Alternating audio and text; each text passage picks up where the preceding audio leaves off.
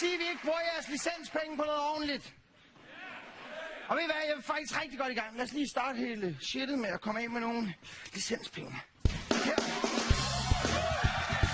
Der er 500 kroner til dig, 500 kroner til dig, 500 kroner til dig, 500 kroner til dig. Og der er 500 kroner her, og 500 kroner der. Tak skal I over. 500 kroner til dig, 500 kroner til dig. Og 500 kroner til dig, 500 kroner til dig. Sådan!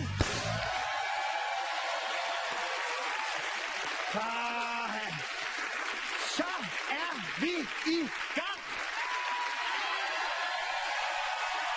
Der har altid, det kan jeg lige så godt fortælle jer alle sammen, der har altid været, nu skruer vi lige lidt ned, sådan. Der har altid været en lille tv-vært gemt ind i maven på mig. En lille bitte tv-vært. Altid gerne vil være på skærmen, fordi jeg ikke har så højt selvværd. Men jeg ved, der er andre her i studiet, der også godt kunne tænke sig at være på skærmen. Men hvem?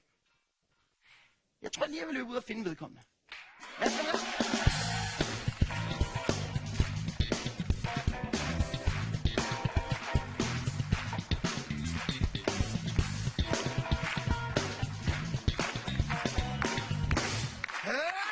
Hej, Rosa. Hej. Goddag. Goddag. Jeg ved, at du godt kunne tænke dig at være på skærmen, og det kan man sige, du er lige nu. Men, jeg kan godt tænke mig at gøre endnu mere. Jeg kan godt tænke mig at give dig muligheden for, at hvis du klarer dig rigtig godt, så har jeg et lille job til dig. Er du klar på det? Ja. Kom med mig!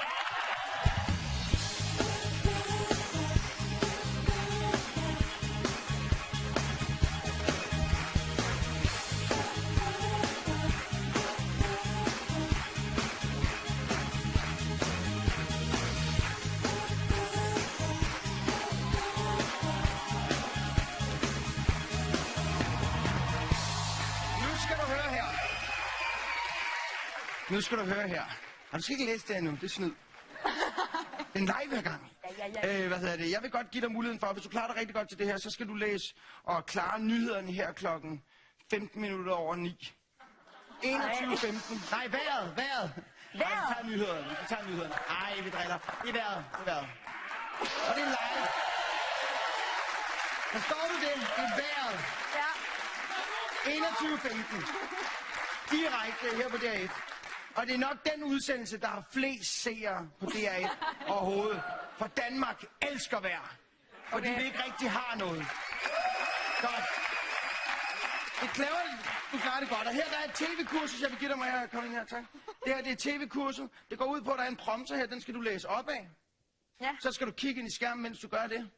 Og det, der står, det skal du læse op. Det, der står i parentes, Ja. det skal du gøre. Er du klar på det? Yes. Er du helt klar? Godt nok. Cool. Nå ja. Jeg ved, du ikke kan se noget lige nu, så du får lige dine briller.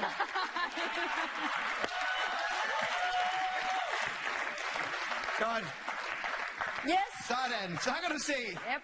Godt. Er vi klar? Ja. Godt. Jamen så For satan, mand. byder jeg lige velkommen til Rosas helt eget show.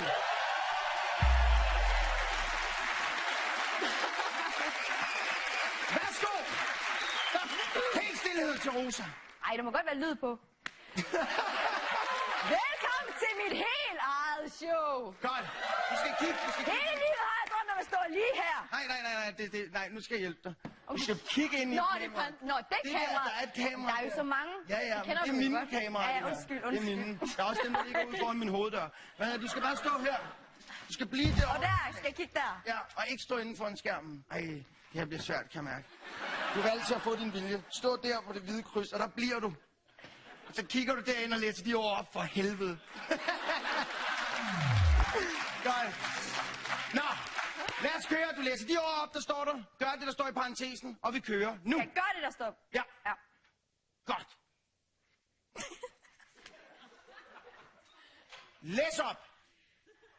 Som tv-vært ved jeg, hvor vigtigt det er at se godt ud på billeder. Ja. Yep. Sådan. Der. Ja, det er Hvis godt. jeg skal være tv-vært, kan jeg lige så godt lægge alle historier på bordet. Godt. Nu rykker du dig igen. Du skal lige derud og stå. Godt, ja. Ja. Jeg har kysset med den samme fyr i 8 år. Ja. Og vi har faktisk... Og vi har faktisk 8-årsdag lige præcis i dag. Nej! Tillykke! Det er rigtig godt, det er rigtig godt. Næste. Ja. En gang, der var jeg i Vietnam. Trådte jeg ikke bare på ét søpindsvin, men hele 2 på samme dag.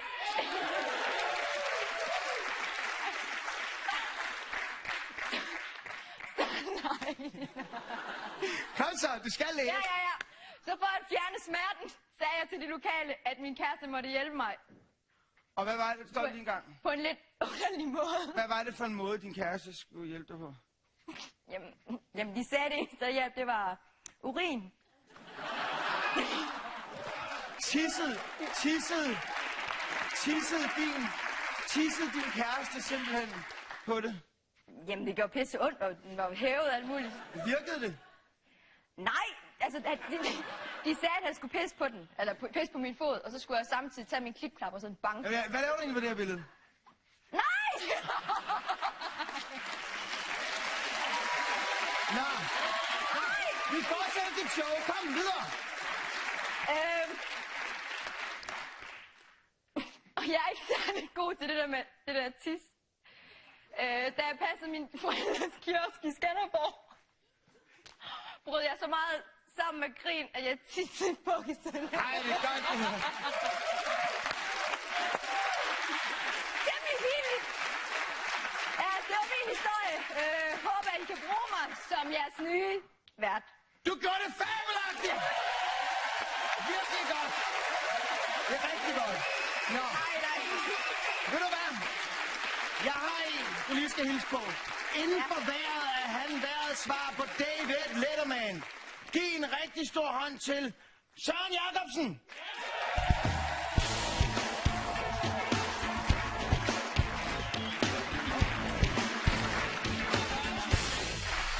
Jeg vil også have lov til at hilse på Søren igen.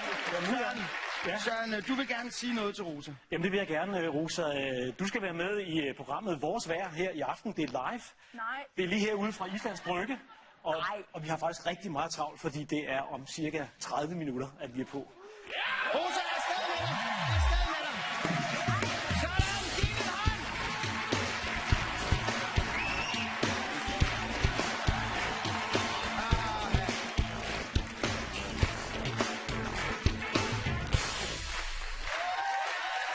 Det er så dejligt at få sendt nogen afsted. Jeg er nødt til at høre, hvor vi gerne hen? Og hvor gider I ikke hen? Hvor er det godt. Lad os lige se rejserne en gang. Rent værmæssigt, og det sætter vi fokus på, og også lidt på varmen, og hvor den kommer fra. Men ja, hvis du så husk lige tandbørsten her for, ja, det er vel ikke meget mere end omkring en halv times tid siden, ja, så mødte du også Rosa her, som er min medvært, og det så sådan her ud.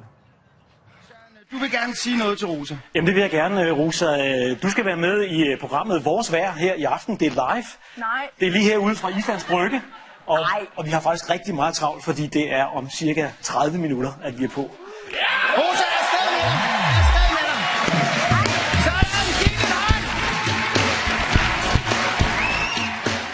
Og nu er vi på, faktisk. Goddag til Rosa, velkommen til. Du skal hjælpe mig her med at lave Vores Vejr, men det bliver lidt senere i programmet. Jeg tager lige faklen her til at starte med. Yes. Og det kommer selvfølgelig til at handle om, at det i dag har været rigtig grundigt varmt. Topscoren, det var over på Bornholm. Vi kommer forbi onsdag, så bliver det altså en helt anden luftmasse med meget varmt vejr.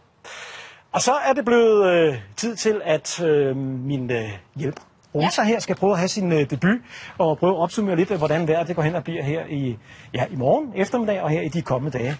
Værsgo, Rosa. Ja, så får I en simple version, og så endda på jysk den her gang. Og vi starter med at køre op her gennem Sønderjylland, hvor det bliver ret lunt. Og jo længere vi bevæger os op her mod Nordjylland, så bliver det køligere og med regn. Det ser til gengæld rigtig godt ud, når det er, at vi bevæger os over på Fyn. Der er masser af sol, og det samme er på Sjælland. Så det er temperatur helt op til 18-19 grader. Også på lille Bornholm herovre ser det rigtig flot ud. Og hvis vi bevæger os hen på Lolland Falster og Møn, så klarer de det også udmærket med 18 grader. Hvis I ser på de kommende 5 dage, så er der lidt regn i morgen, men stadig masser af sol, op til 18 grader. Det er jo dejligt. Og søndag også udmærket. Men hvis I ser på mandag, så falder temperaturen drastisk.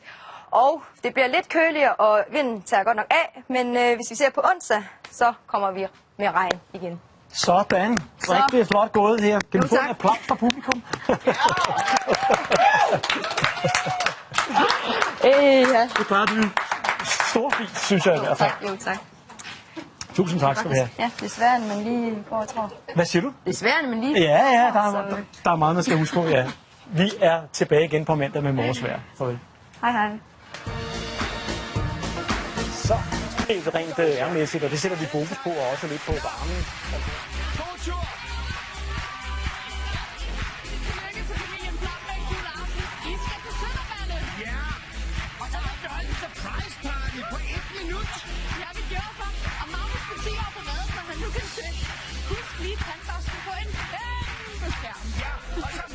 Så gjort til hverdag her kl. 21.15. Husk at se det. Ja. Og hvis du også godt kunne tænke dig at deltage med alt det her, så er det bare ind forbi DR.dk. Husk at tilmelde dig. Ja, ha' det godt.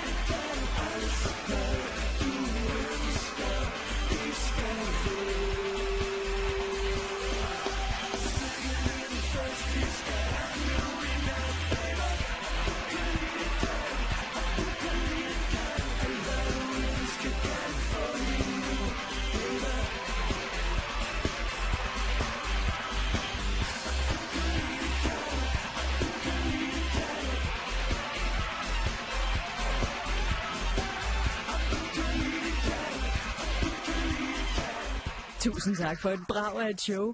Aften her på DR1 fortsætter med en kort tv-avis og så en rigtig god film. Lige nu i landet Ramachan kan du tage med en tur til planet 51, hvor der pludselig dukker